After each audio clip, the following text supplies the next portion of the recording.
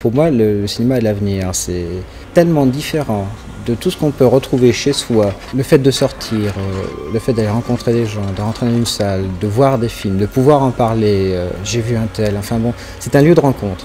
C'est quelque chose qu'il faut absolument préserver.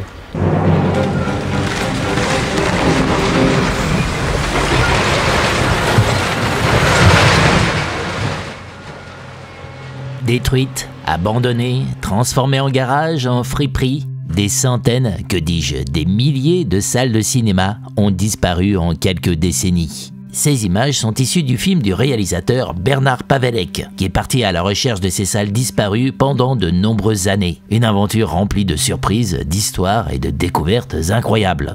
Tout a commencé début des années 80, lorsqu'un jour, Bernard, qui voulait aller voir un film, se retrouve devant les portes d'un cinéma de Bobigny en région parisienne, le Prado, fermé, définitivement fermé depuis déjà un certain temps. Je m'approche des portes en bois, bon vraiment tout était fermé, mais tu sais, c'est des portes battantes, donc il y avait un espace entre. Et donc je voyais la caisse, l'accueil, et il y avait une espèce de King Kong découpé dans du Balzac qui était assez grand, tu vois. Et je vois ça, et j'ai dit mais c'est délirant cette salle fermée, enfin c'était cet endroit fait pour rigoler, pour vivre, s'amuser, fermé. Il y avait quelque chose d'antinomique. Hey, ce lieu de vie et de magie à l'abandon, sous la poussière, a profondément remué Bernard. Je me dis, bon, il faut que je garde trace. Alors, bon, là, au départ, j'ai fait des photos, puis après, je suis venu filmer, et puis après, je me dis, il doit y en avoir d'autres. Et pas qu'un peu, parce que ces salles de cinéma qui ont connu leur heure de gloire dans les années 60, elles vivent un sale temps dans ces années 80. Il y a un moment, vraiment, en 83-84, une par semaine fermée. Ça a été une hécatombe. Ça me fait tout drôle de rentrer là-dedans. Ça me fait drôle, hein. Oh là là. Alors généralement, nous les jeunes, on se mettait dans le fond là-bas pour pouvoir fricoter tranquillement. Maintenant, la télé, les DVD maintenant surtout, les films sont accessibles. Et à l'époque, on se rend pas compte, c'était que on risquait de passer des années sans voir le film. Donc c'est vrai qu'il n'y a plus l'urgence aussi de prendre le film au vol. Alors, ces destructions de salles s'expliquent par différents éléments. Entre autres, vous vous doutez bien, l'arrivée de la télévision dans tous les foyers français. Mais la première vague de fermeture fait suite à une tragédie survenue dans la nuit de la Toussaint 1970. Une tragédie vraiment choquante qui a traumatisé la France entière.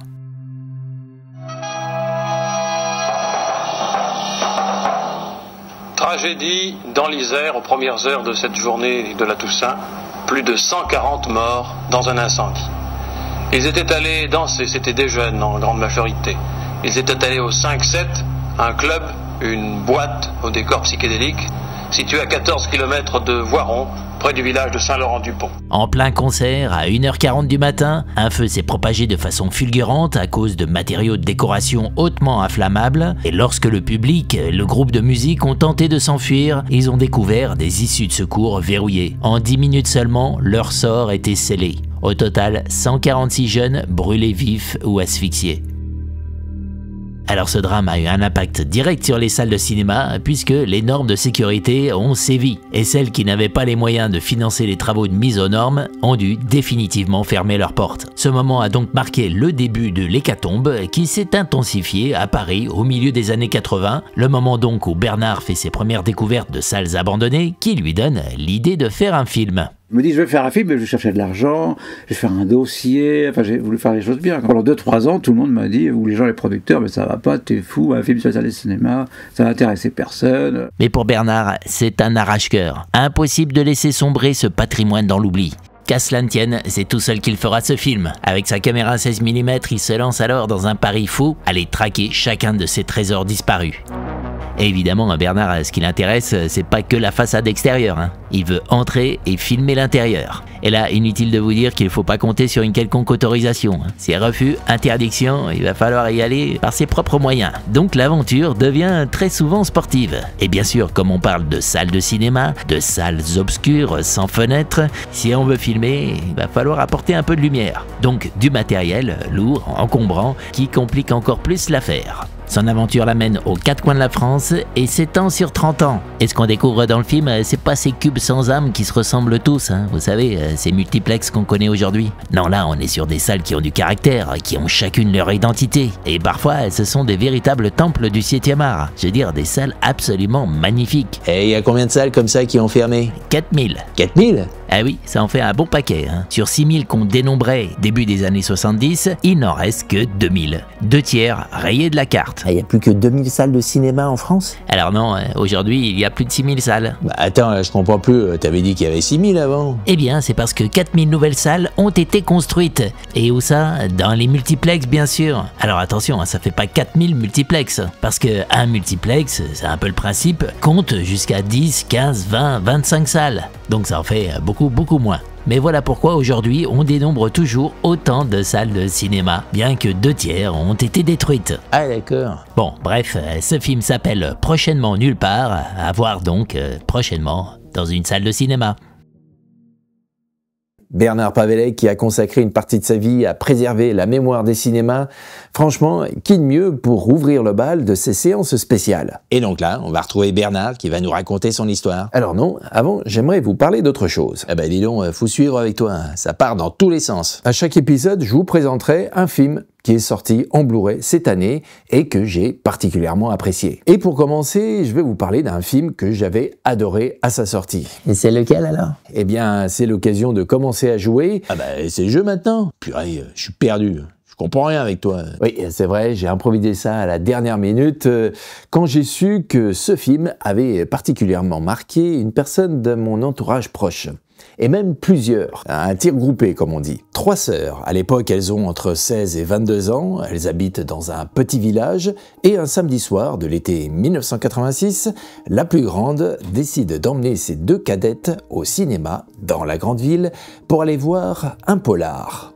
Je savais que j'étais jamais déçue quand j'allais dans ce cinéma qui s'appelait CD35 où j'adorais aller et j'avais sans doute rapidement lu un petit résumé de l'intrigue et de l'action. Après coup, c'est peut-être pas un film que j'aurais choisi. Et oui, parce que dès ses premières minutes, ce polar n'est pas tout à fait comme les autres. Moi j'étais terrifiée, j'ai tout de suite senti que ça allait être très très glauque. J'aurais peut-être pas dû emmener mes petites sœurs voir quelque chose d'aussi terrifiant. J'ai passé beaucoup le film sous mes bras, même que mon voisin m'a demandé si tout allait bien. Un polar qui les terrorise surtout à cause de son méchant très maléfique. Son regard me transperçait en fait. Ce type de personnage, tu peux imaginer que ça existe dans la vraie vie et tu peux imaginer que ça peut t'arriver de rencontrer un tordu de ce genre-là. Eh bien justement ce soir-là, sur la route du retour, les astres avaient décidé de s'aligner pour leur faire vivre l'expérience du film jusqu'au bout. Quand on a marché du cinéma jusqu'à la voiture, j'ai l'impression qu'on a essayé de plaisanter dessus, mais ça marchait pas. Puis après dans la voiture, hop, on a bien fermé les portes. Sur la nationale, pour arriver à la maison, à un moment donné, merde, qu'est-ce que c'est ça? Il y avait un gars qui marchait sur la ligne centrale de milieu de route et c'était très mal éclairé et c'était directement en lien avec ce qu'on venait de voir. Le nombre de scènes où justement il est en plein milieu de la route, ce personnage, et là, cette personne qu'on rencontre, il est en plein milieu de la route. Et là, on se disait, il est là, en dehors du film, il est sorti de l'écran. On s'est demandé toutes les 3, je sais pas si vous vous souvenez, qu'est-ce qu'on fait? On s'arrête, il est en danger, faut l'aider. On a décidé que non, enfin on pouvait pas s'arrêter. Non, on est rentré à la maison et en fait c'était un flagrant délit de non-assistance à personne en danger. Pourquoi ce soir-là, après avoir vu ce film-là, on se retrouve face à un homme au milieu de la route qui venait de nulle part? Ce qu'on avait vécu dans le film, on le revivait en vrai, en réel. L'impression de revivre le film en réel. Voilà par exemple comment une séance peut rester gravée dans la mémoire. L'impact d'un film suivi d'une après-séance improbable. Ah bah si elles ont fini le film sous le siège, je comprends que ça les a marquées cette histoire. Et ce qui est incroyable, c'est qu'aucune des 3 n'a revécu ce genre de situation dans toute sa vie après. Ah oui, c'est étonnant, hein. C'est pour ça que je trouvais intéressant de les écouter, histoire de se mettre en route. Alors justement, en parlant de route, avez-vous deviné de quel film il pouvait s'agir? Eh ben moi, je crois que j'ai trouvé. Parce que comme par hasard, regardez ce que j'ai là. Et oui, ce polar qui a secoué ses 3 sœurs un samedi soir de l'été 1986, c'est The Hitcher de Robert Harmon, avec Thomas Howell, Jennifer Jason Leigh et Rutger Hauer dans cet inoubliable rôle d'un autostoppeur maléfique. Sorti cette année en Blu-ray 4K dans une superbe édition avec plein d'interviews bonus. Un vrai régal, et le film, j'ai adoré le revoir. Il est quand même sacrément bien foutu, et je comprends qu'il ait pu en terroriser plus d'une.